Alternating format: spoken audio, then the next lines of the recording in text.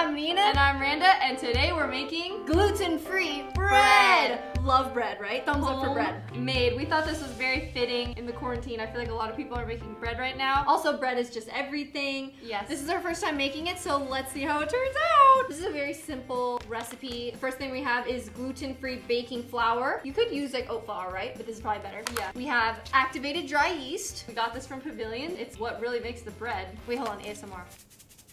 Heck yes. And then we have Some salt, maple syrup, and 2 cups of hot water. Let's get started. 1.5 teaspoons activated dry yeast.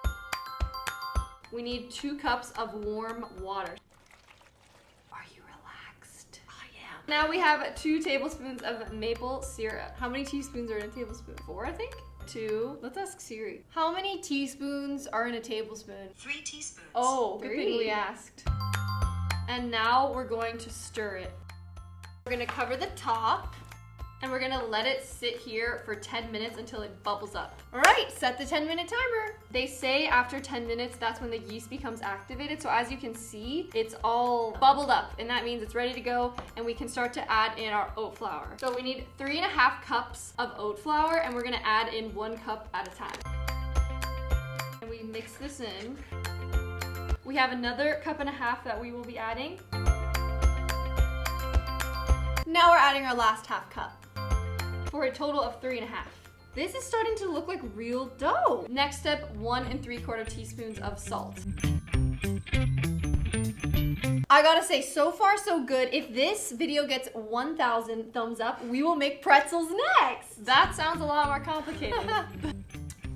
Wow, that's very good. Oh, Whoa. that's good. Now we're gonna cover our dough with plastic and let it sit for 90 minutes for it to rise. What should we do in the meantime? We should lift and do other productive things. All right, so we got these bread for the booty gains. We might as well do some lifting. Woo!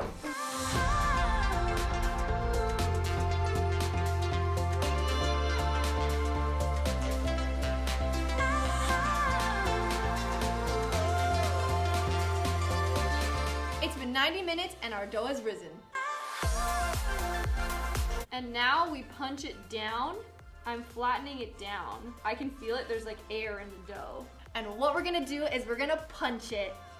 All that aggression, all the breakups, all the people who've done you wrong, cook that bread! Wow, I think you want to hit it harder than me. Oh no. Now we're gonna add our dough to our silicone baking pan. We're gonna cook this for 20 minutes at 350 degrees Fahrenheit.